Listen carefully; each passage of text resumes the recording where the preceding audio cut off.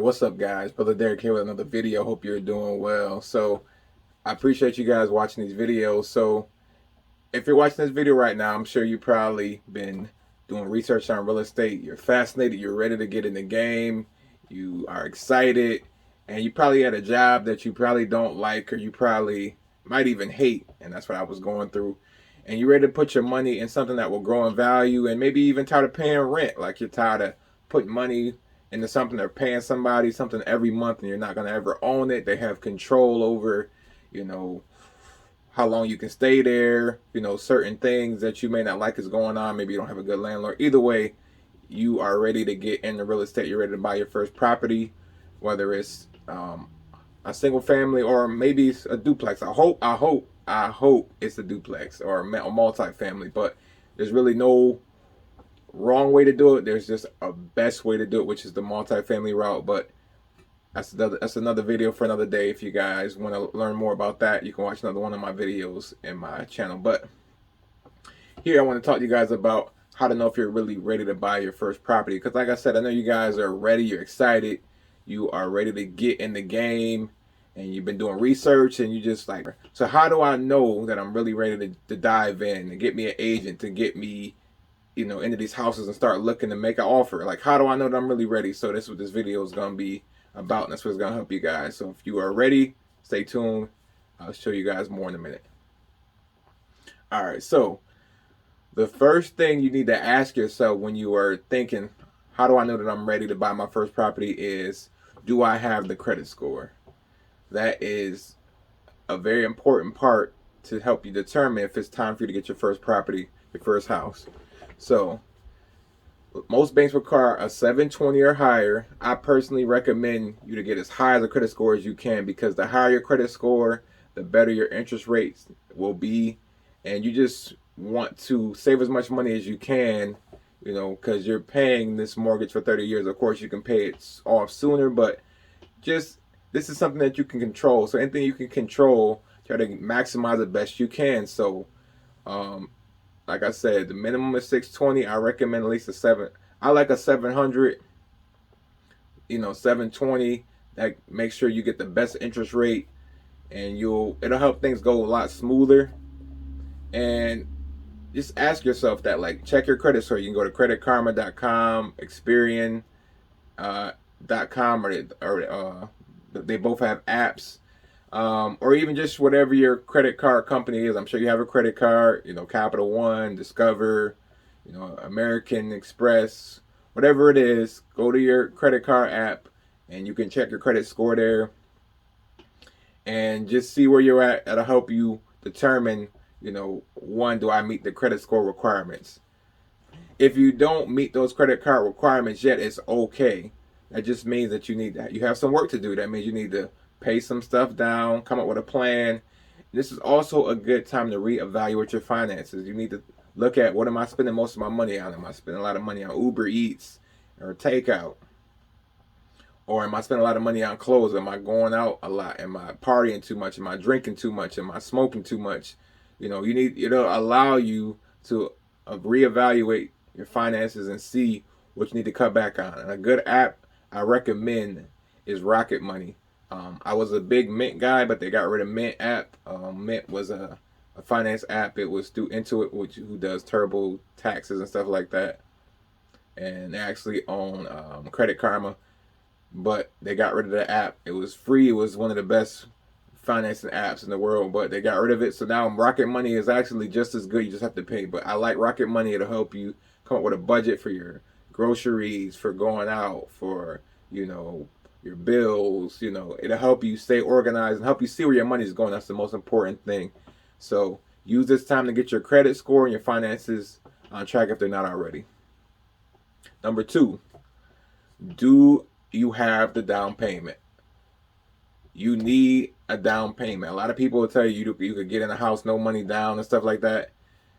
I personally don't like that. I don't know if that's like through some kind of hard money lender or what. I don't know what these programs are. I know, like, there's a program that does that, NACA, which is they're a good program, but I don't like the fact that you have to live in a house for 30 years. Like you can't rent it out. There's some rules and requirements in that program that I don't like.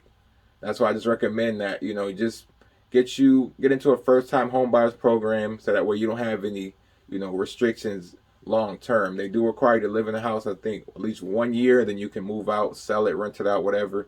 But NACA requires you to stay in there. From my understanding, last time I checked, you have to stay in there for the life of the mortgage, or you have to refinance out, and then you have to, which means you have to pay fees, get out the loan, get a new loan. When you could have just got into a first-time home buyers program. But some people want to save the money. NACA does allow you to get in with no down payment, and I think they even help you with closing costs. So, weigh the pros and the cons. But if you're looking to be a landlord or want to rent it out, or you even think for a slight moment you might want to rent a house out in the future, don't do the NACA program unless you want to refinance out and get into another loan, which you can do. So each his own. But like I said, do you have the down payment?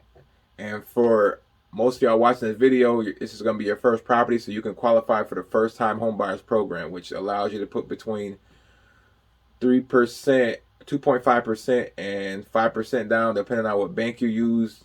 The bank that me and my wife use required us to put 5% down, which is no problem. So, but that's good, because once you get your first property, and let's say this is the house you're going to live in, or even if this is a rental property that you're going to house hack, you're going to do the multifamily route, your next house, you have to put 20% down. So this is a good way to get you in the game at that 3.5%, 2.5% to 5% down.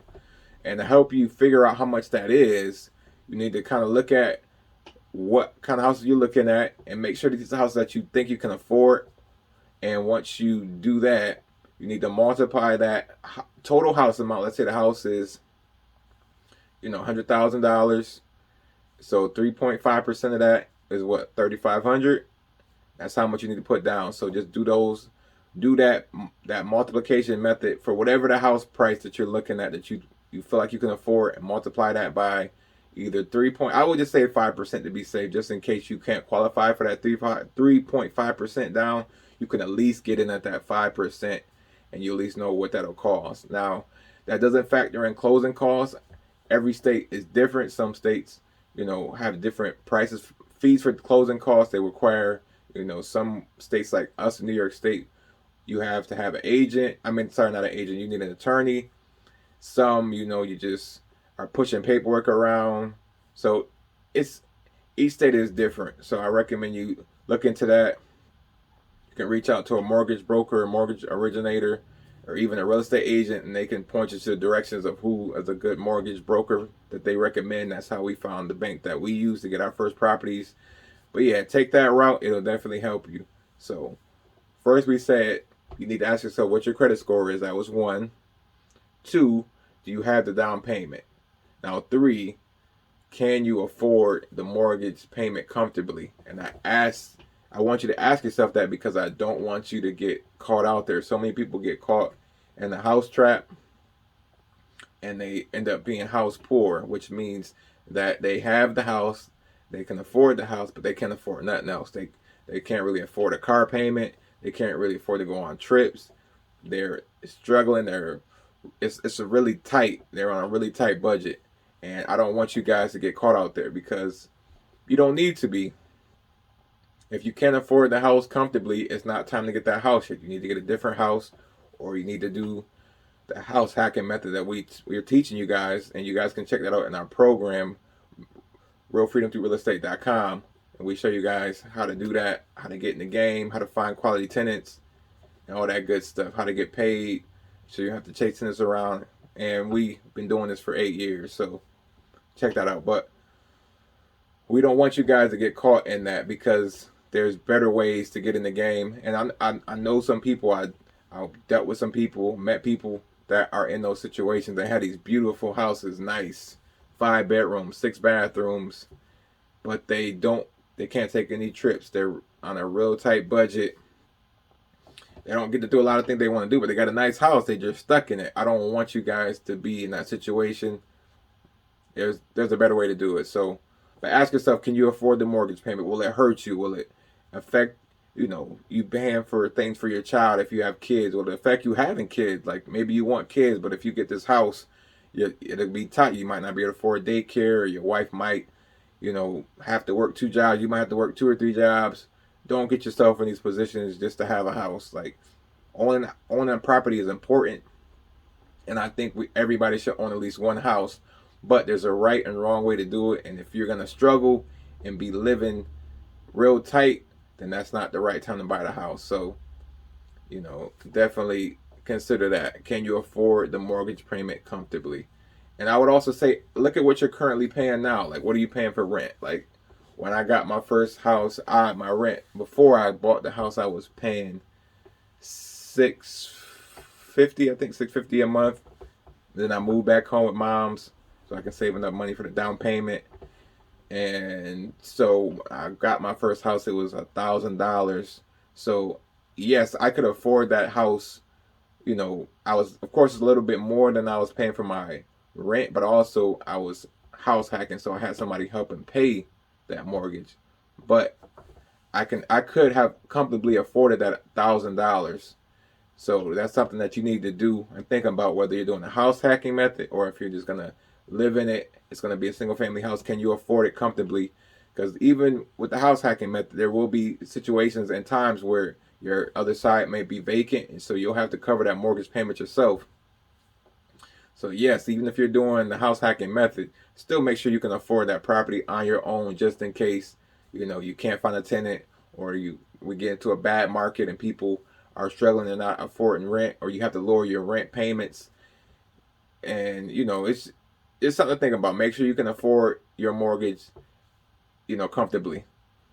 And lastly, and I know you guys see me looking down, I got some notes to help me keep track of all this for you guys. Lastly, will you have enough money for repairs, maintenance, and emergencies? So that kind of goes along with number 3. Can you afford the mortgage payments? Because I don't want you guys to, like I say, get in this house and you can't even afford to maintain it. Because yes, houses are a beautiful thing, but they do come with maintenance. There's going to be plumbing issues, electrical issues. You're going to have, you might need a new driveway at some point. You might have a furnace go bad. You might have a hot water tank go bad. You might need a new electric panel. You might even need new appliances, washer, dryer, refrigerator, stove. All these things, they're part of maintenance. Just like a car. You have car maintenance, you may have house maintenance. So you need to make sure you can have some money put away for when these things happen, because they will happen no matter how new the house is, no matter how nice the house is, no matter how good you feel about the house, you're going to have some maintenance. So just be prepared for that. Have some money put away for it, and be in a situation where you have, the funds to put away for it, and you're not living, check to check because you got this $3,000, $2,000 house, mortgage payment. And also emergencies, like will you have enough money for emergencies? And that kind of goes along with what I said about, furnaces breaking. But even just emergencies can be like life, like, you get hurt, you might have to, might be out of work for a little bit, or you might get into a car accident, or your car might get totaled. Those are emergencies that you need to make sure that you have funds for. That's why it's important to ask yourself these questions. Do I have the credit score? Do I have the down payment? Can I afford the mortgage payment comfortably? Will I have enough money for emergencies, maintenance, after the top 3 things, after those first 3 things?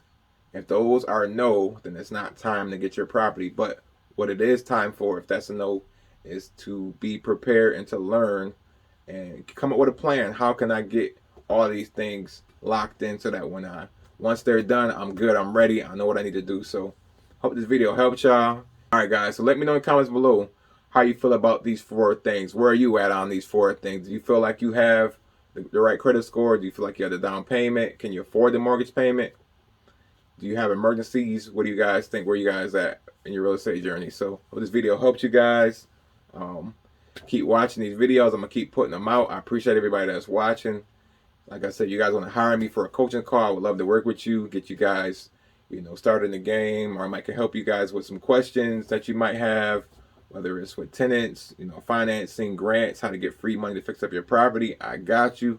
We've been doing this for 8 years, and we only getting better, y'all. So And also check out our program, RealFreedomThroughRealEstate.com, where we guys teach you how to find quality tenants, how to find properties, affordable properties, find good deals. We show you guys how to take take rental payments from wherever you are. We went to Africa and we didn't miss a rent payment. All the tenants paid on time. We got payments sent to us from the continent to the continent. So it was a beautiful thing. So I see you guys in the next video. I love y'all. I'm out. Peace.